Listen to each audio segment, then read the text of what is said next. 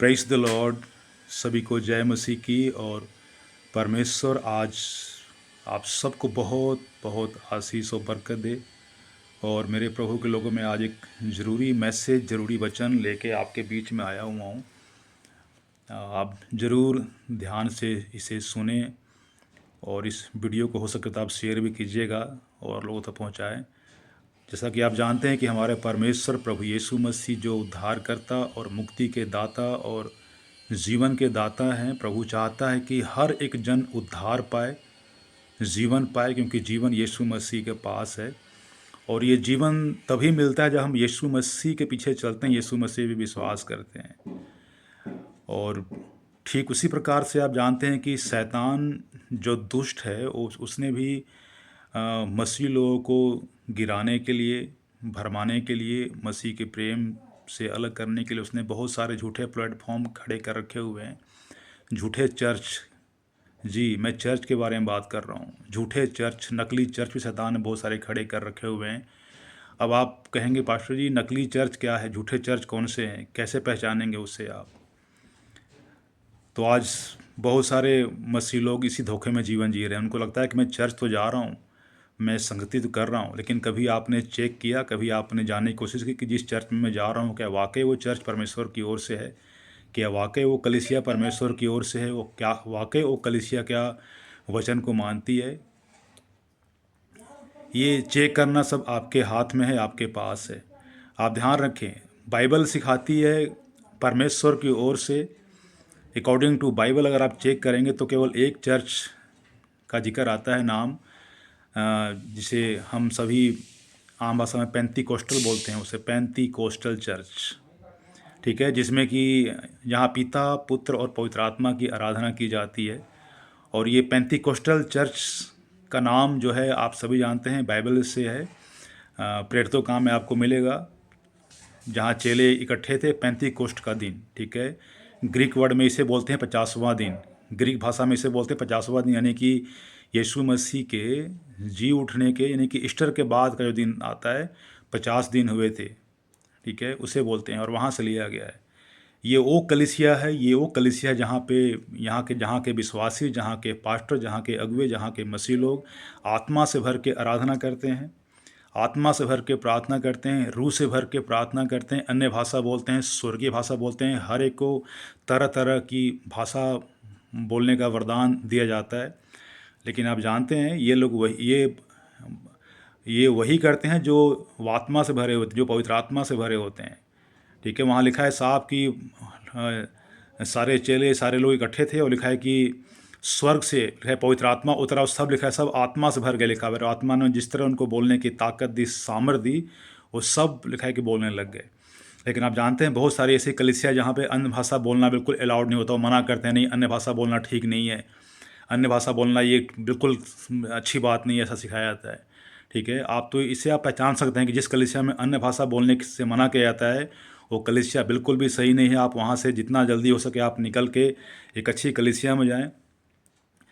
आपको बताऊं बहुत सारे शैतान ने चर्च खड़े कर रखे हुए, जहाँ पे जैसे कि आप देखना, कभी आप देखिए पूरी दुनिया में आप नज़र मारिए तो जितने भी बड़े बड़े या छोटे जितने भी चर्च मिलेंगे आपको, जो बिल्कुल आत्मा से भर के, क्योंकि जो लोग वाकई आत्मा से भरे हुए थे उनकी आराधना टोटली आपको अलग मिलेगी, उनकी प्रार्थना अलग मिलेगी। वो हमेशा आग से भरे हुए होते हैं, वो बिल्कुल पवित्र आत्मा का अभिषेक से, पवित्र आत्मा की सामर्थ्य से भरे हुए लोग होते हैं वो।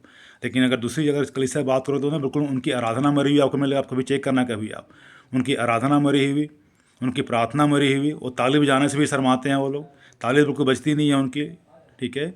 आज मैं सिर्फ आपको हिंट दे रहा हूँ, अगले वीडियो में आपको पूरा वचन से प्रॉपर बात करूँगा। सो आज मेरे प्रभु के लोग एक ना एक आप यूँ समझ लीजिए कि हम सभी लड़ाई के मैदान में हैं। और मेरे ख्याल से आप अगर इस बात से इत्तेफाक रखते हैं तो आप ना उन लोगों को आज़ाद कराइए जो ऐसी मरी हुई कलीसिया में धंसे और फंसे पड़े हुए हैं, जहाँ उन्हें आराधना प्रार्थना का मतलब नहीं, वचन का ज्ञान नहीं है उन्हें, ठीक है।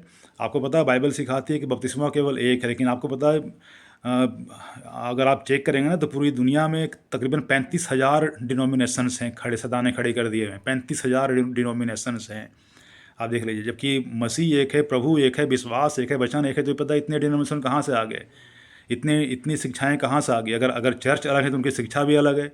कोई झंडे के नीचे बपतिस्मा दे रहा है, कोई छींटा मार रहा है, कोई कोई छिड़काव कर रहा है, ठीक है। लेकिन बपतिस्मा तो केवल एक ही बेस्ट है, जो बेस्ट नहीं, अच्छा है वचन के अकॉर्डिंग, वो है जो यीशु मसीह ने पानी का डुबकी का बपतिस्मा लिया था, जिस पे हम विश्वास करते हैं।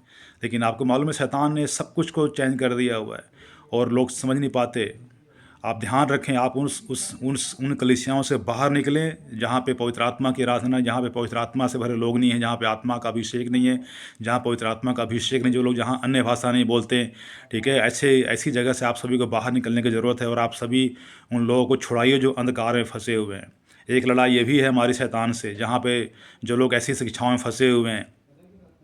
आप आजकल आप देख रहे हैं कि मतलब कि बहुत जो यूट्यूब पे फेसबुक बड़े बड़े, मैं नाम नहीं लूँगा, नाम लेंगे तो पता उनको बहुत मिर्ची लगेगी, बहुत तकलीफ होगी उन्हें, ठीक है। बड़े बड़े जो है कि यूट्यूब पे खोल के बैठे हैं, फेसबुक पे बस यही काम करते हैं बस वो।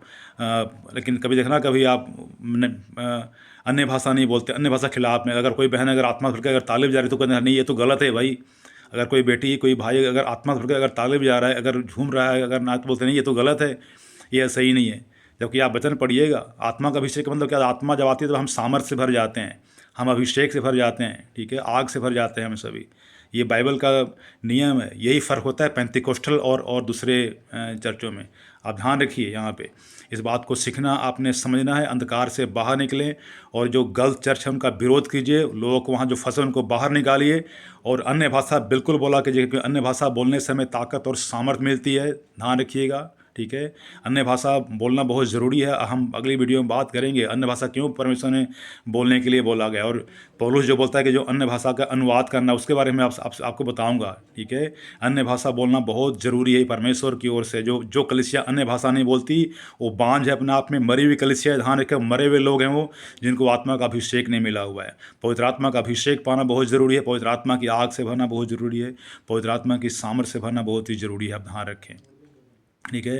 शैतान की योजना को समझिए, शैतान की चाल को समझिए। शैतान बहुत ही बुरी तरह प्लान से काम कर रहा है वो, ठीक है। यीशु मसीह ने कहा तुम सावधान रहो उन झूठे लोगों से, झूठे मसीह लोगों से, ठीक है।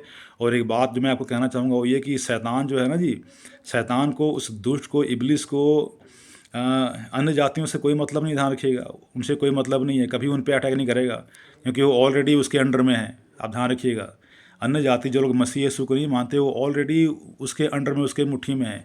शैतान को आपसे प्रॉब्लम है कि आप मसीह यीशु में, तो आपको भरमाने के लिए, आपको आपके विश्वास को ख़राब करने के लिए, आपके सिद्धांतों को ख़राब करने के लिए वो हर हथकंडे अपनाता है। ये ध्यान रखिए। इसलिए आप केवल पेंतिकोस्टल, ठीक है, अगर आप ऐसा अगर चाहते हैं कि मैं आत्मा सच्चाई से आराधना करूं और स्वर्ग जाने वाला बनूं, ठीक है, तो आपको पिता, पुत्र और पवित्र आत्मा की आराधना करनी है, आत्मा से भर कर आराधना करनी है। सच्चाई को जाने, अपनी आंखों खोलिए और उन झूठे अगुओं से दूर रहिए। उस कलीसिया का बहिष्कार कीजिए जहाँ पे ऐसी बातें नहीं सिखाई जाती, ठीक है, क्योंकि ये बातें शैतानी बातें हैं, शैतान की ओर से चीज़ें होती हैं ये। आप ध्यान रखें। परमेश्वर आपको आशीष दे और इस वीडियो को शेयर कीजिए और सब तक पहुँचाइए आप सभी। God bless you.